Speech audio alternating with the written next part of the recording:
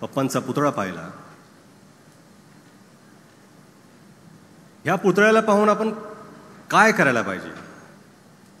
आपण खरं म्हणजे तर त्या पुतळ्याला पाहून त्यांच्याकडून प्रेरणा घेतली पाहिजे. आणि साहेबांकडून प्रेरणा घेण्यासाठी त्यांचं कार्य तर आहेच, आणि त्या कार्याबद्दल मला वाटतं की इथं उपस्थित आदरणीय व्यासपीठ तर नक्की बोलेलच. पण मला असं वाटतं मुलगा म्हणून की विलासराव देशमुख हे माणूस म्हणून काय होते त्यांच्याकडून आपण प्रेरणा घेतली पाहिजे.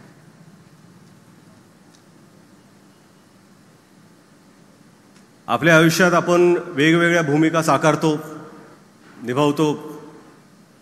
जन्म झाला की मुलाची भूमिका, भावाची भूमिका, लग्न झालं की पतीची भूमिका, मूल झालं की पिताची भूमिका, आणि कधी कधी मित्राची भूमिका आपण साकारतो. राजकारणात असलो तर सुरुवातीला कार्यकर्त्याची भूमिका आणि पुढे जाऊन नेत्याची भूमिका. ह्या सर्व भूमिका साकारताना तुम्ही लोकांबरोबर कसे वावरता त्यात तुमची माणुसकी जपलेली असते. आणि ही माणुसकी खरं म्हणजे हे तुमचं खरं भांडवल असतं.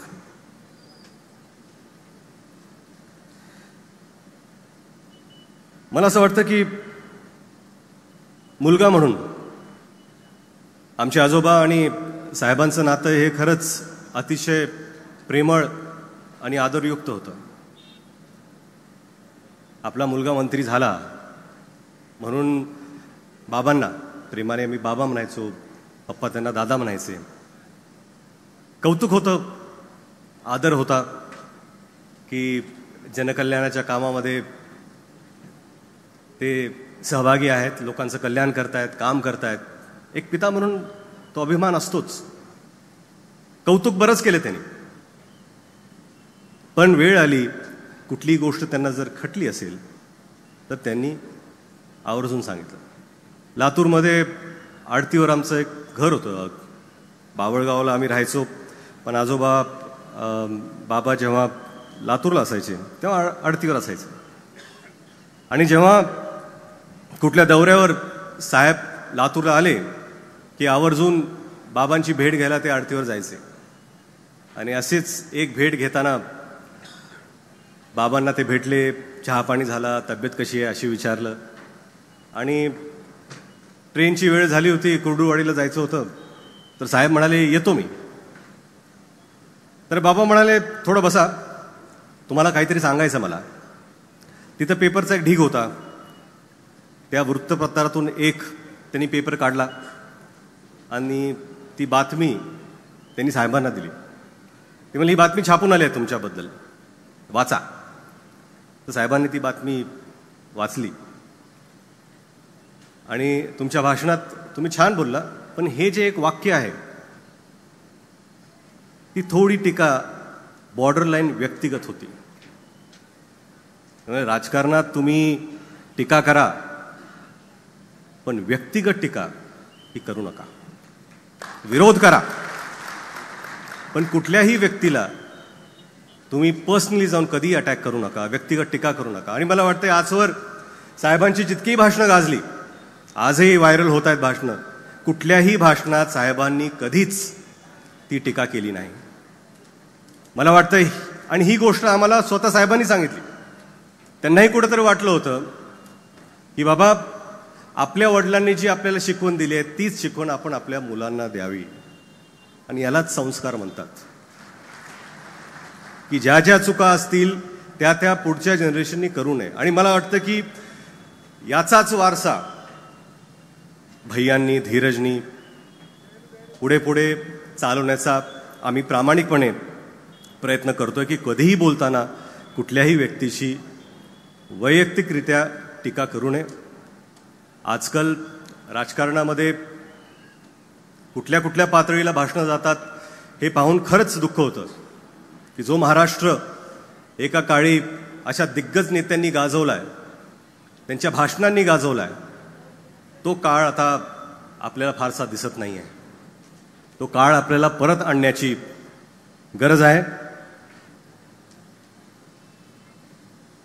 दुसरी गोष्ट म्हणजे साहेब मुख्यमंत्री झाले आणि मुख्यमंत्री झाल्यानंतर पहिल्यांदा जेव्हा लातूरला आले त्या मांजरा सहकारी साखर कारखान्यावरती त्यांचा सत्काराचा कार्यक्रम होता. ते एअरपोर्टवरून डायरेक्ट कारखान्यावरती गेले. आम्ही स्टेजवरती बसलो होतो पाठीमागे. साहेब आले आणि देवळात गेले नाहीत. ते पहिल्यांदा स्टेजवर दादा बसले होते. दादांच्या पायावर आपलं डोकं टेकवलं, त्यांचा आशीर्वाद घेतला. त्यांनी भाषण सुरू केलं.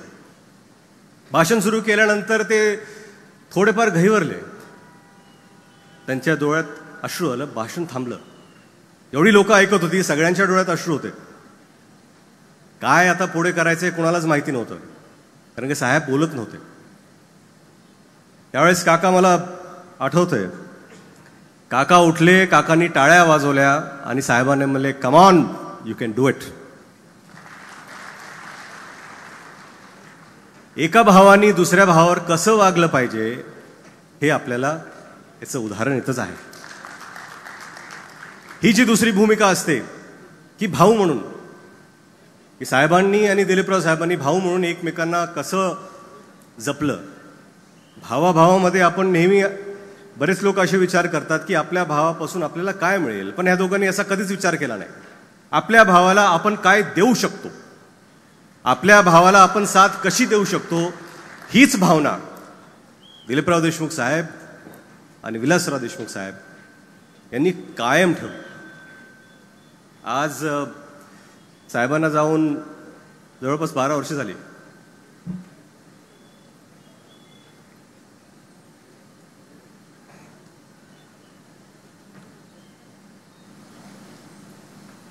थोडीफार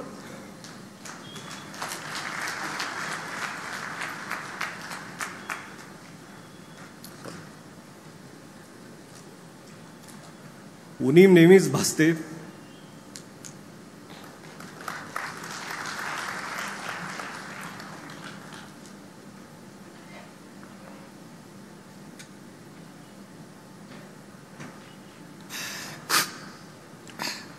पण ही उणीव आपल्याला कधी भासू नये म्हणून काका हे नेहमीच मागे उभे राहिले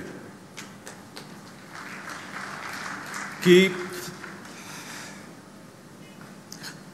ह्याच्यासाठी उभे राहिले की आपल्या मुलाला गरज असली तरी मी आहे आणि गरज नसली तरी मी आहे. काकांना बऱ्याचशा वेळेस बोलता आलं नाही, पण आज मला वाटतं की सर्वांसमोर मी सांगतो, काका मी तुमच्यावर प्रचंड प्रचंड प्रेम करतो आणि काका आणि पुतण्याचं नातं कसं असलं पाहिजे त्याचं ज्वलंत उदाहरण आज ह्या स्टेजवरती आहे.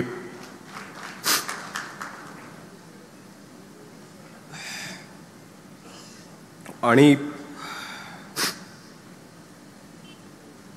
मुलगा म्हणून साहेबांनी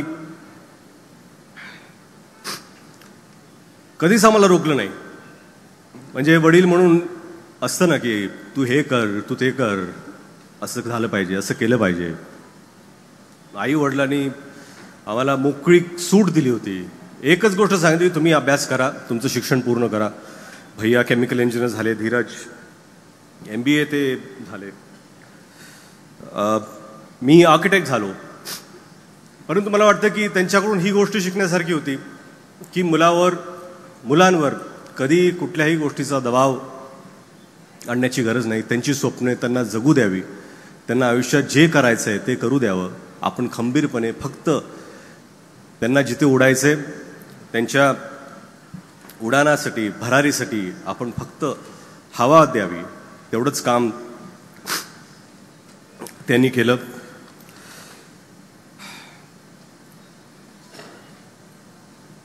आई वडिलांना पाहून, म्हणजे मी हे सांगतो की साहेबांचे वेगवेगळे रोल्स मुलगा म्हणून झालं, भाऊ म्हणून झालं, पिता म्हणून झालं, पती म्हणून सुद्धा जेव्हा आई वडिलांना मी पाहायचो घरी, तेव्हा मला वाटायचं की लक्ष्मीनारायणाचा जोडा आहे. आणि मला वाटतं की प्रत्येकाला वाटतं आपले आई वडील हे लक्ष्मीनारायणच आहेत. आणि कधीही कुठले अपशब्द घरी वापरले नाहीत, कधीही कुठल्या वरच्या स्तरावर कधी बोलणं झालं नाही. आणि हे स्वभावाचा जो गुण आहे तो कुठेतरी आमच्यात आम्ही घ्यायचा प्रयत्न करतो, आम्ही तसं वावरण्याचा प्रयत्न करतो.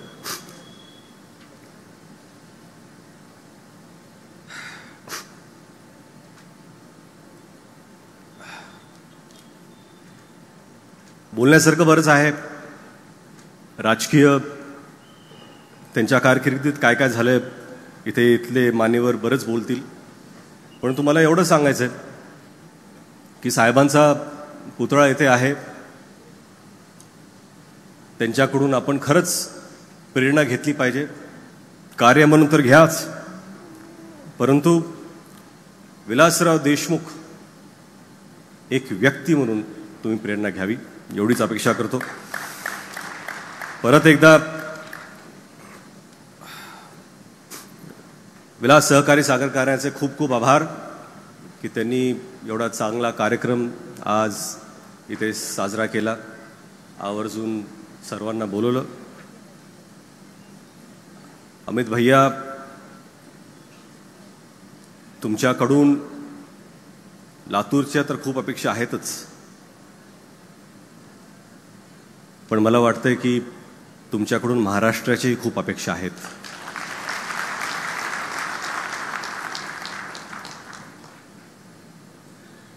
आणि आता ती वेळ आलेली आहे की तुम्ही ते पाऊल घेतलं पाहिजे. तुमच्यासाठी खूप खूप शुभेच्छा भैया. जय हिंद, जय महाराष्ट्र.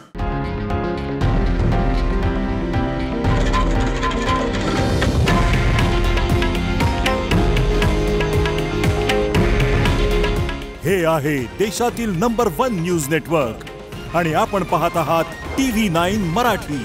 काळजी तुमची, हित महाराष्ट्राचं.